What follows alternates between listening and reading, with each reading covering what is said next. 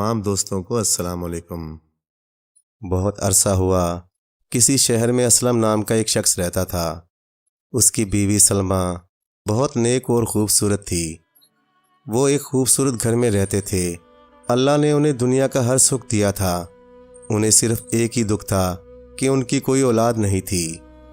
دونوں شام کو جب سیر کے لیے نکلتے تو پیارے پیارے بچوں کو کھیلتے ہوئے دیکھ کر اداس ہو جاتے۔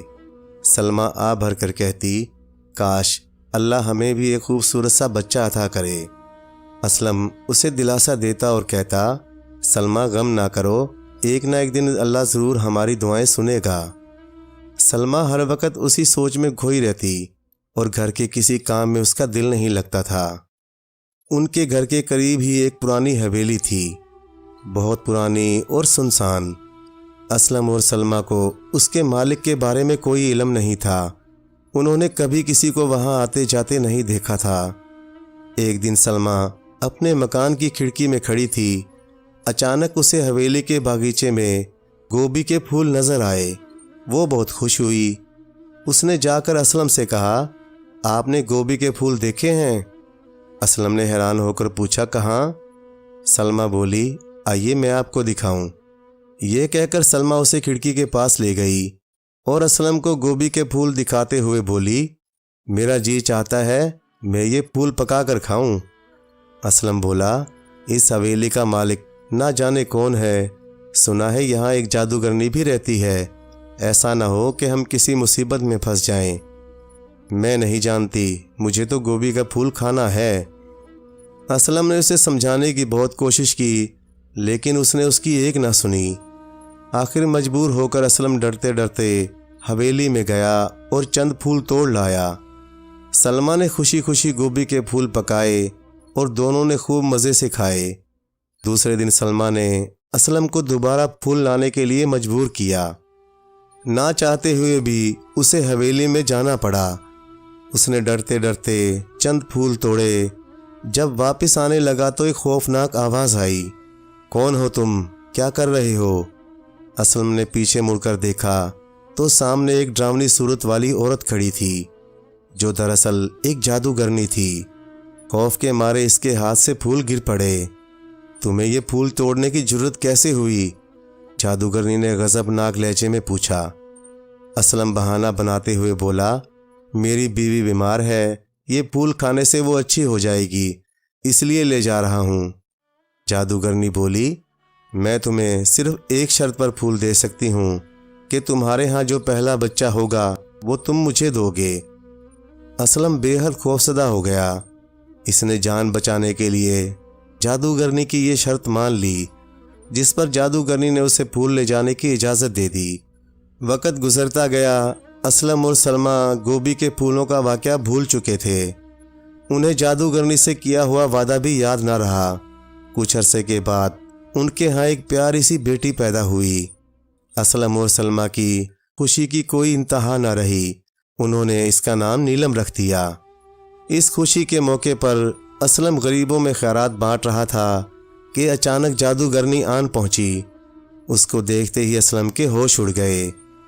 جادوگرنی نے نیلم کو اپنی گود میں اٹھا لیا اور بولی، کیا تمہیں اپنا وعدہ یاد ہے؟ جس پر اسلم نے سلمہ کی طرف دیکھا۔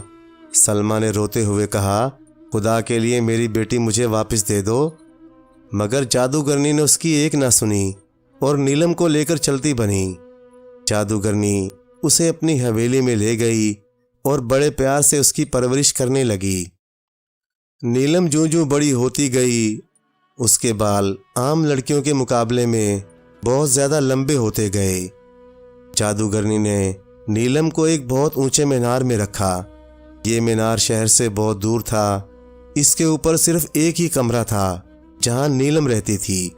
اس کمرے سے نہ تو نیلم نیچے آ سکتی تھی اور نہ ہی کوئی اوپر جا سکتا تھا، کیونکہ مینار میں سیڑھیاں نہیں بنائی گئی تھیں۔ جب بھی جادوگرنی نیلم سے ملنے آتی تو نیچے سے آواز دیتی، نیلم بال نیچے گراؤ۔ نیلم اپنے لمبے بال کھڑکی سے نیچے لٹکا دیتی اور جادوگرنی ان کے سہارے اوپر پہنچ جاتی۔ نیلم سے ملنے کے بعد اسی طرح نیچے آ جاتی۔ ایک دن ایک شہزادہ اپنے شکار کے پیچھے گھوڑا دوڑاتا ہوا ادھر آ نکلا۔ مینار کے قریب آ کر اس نے اپنا گھوڑا ایک طرف کھڑا کر دیا اور حیرانی سے مینار کو دیکھنے لگا۔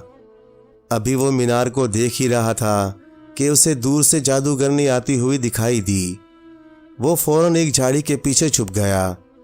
تھوڑی ہی دیر بعد جادوگرنی مینار کے پاس پہنچی اور کھڑکی کی طرف منہ کر کے زور سے بولی، نیلم، بال نیچے گراؤ۔ نیلم نے بال نیچے لٹکائے اور جادوگرنی انہیں پکڑ کر اوپر چڑھنے لگی۔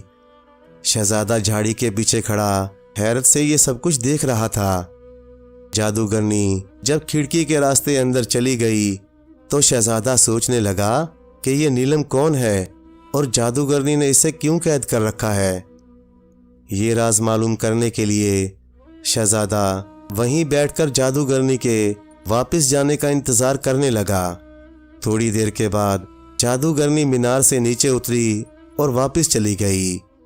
اس کے جانے کے بعد شہزادہ مینار کے پاس آیا اور کھڑکی کی طرف منہ کر کے وہی الفاظ دہرائے، نیلم، بال نیچے گراؤ۔ نیلم نے فوراً اپنے بال نیچے گرا دیے۔ شہزادہ بالوں کے سہارے اوپر پہنچ گیا۔ نیلم نے آج تک جادوگرنی کے سوا کسی کو نہیں دیکھا تھا، اس لیے وہ شہزادے کو دیکھتے ہی چونک پڑی اور گھبرا کر بولی، آپ کون ہیں آپ؟ شہزادے نے نرم لہجے میں جواب دیا، گھبراؤ نہیں نیلم، میں ایک شہزادہ ہوں، مجھے اپنا ہمدرد سمجھو۔ نیلم یہ سن کر بہت خوش ہوئی، مگر جادوگرنی کا خیال آتے ہی وہ رونے لگی۔ شہزادے نے رونے کی وجہ پوچھی تو نیلم نے اپنی درد بھری کہانی سناتے ہوئے کہا، اگر جادوگرنی کو آپ کے یہاں آنے کا علم ہو گیا تو وہ ہم دونوں کو زندہ نہیں چھوڑے گی۔ شہزادہ بولا، فکر مت کرو، میں کل ہی تمہیں یہاں سے لے جاؤں گا۔ یہ کہہ کر شہزادہ واپس چلا گیا۔ جاتے وقت شہزادہ اپنی ٹوپی وہیں بھول گیا۔ دوسرے دن جادوگرنی شہزادے سے پہلے وہاں پہنچ گئی۔ میز پر پڑی ہوئی ٹوپی دیکھتے ہی وہ سمجھ گئی کہ ضرور یہاں کوئی آیا ہے۔ اس نے ٹوپی کی طرف اشارہ کرتے ہوئے نیلم سے پوچھا، سچ سچ بتاؤ، میرے بعد یہاں کون آیا تھا؟ جادوگرنی کو غصے میں دیکھ کر نیلم ڈر گئی اور سب کچھ سچ سچ بتا دیا۔ جادوگرنی یہ سنتے ہی آگ بگولا ہو گئی۔ اس نے فوراً کینچی پکڑی اور نیلم کے بال کاٹ دیے۔ نیلم کو اپنے خوبصورت بال کٹ جانے کا بہت دکھ تھا۔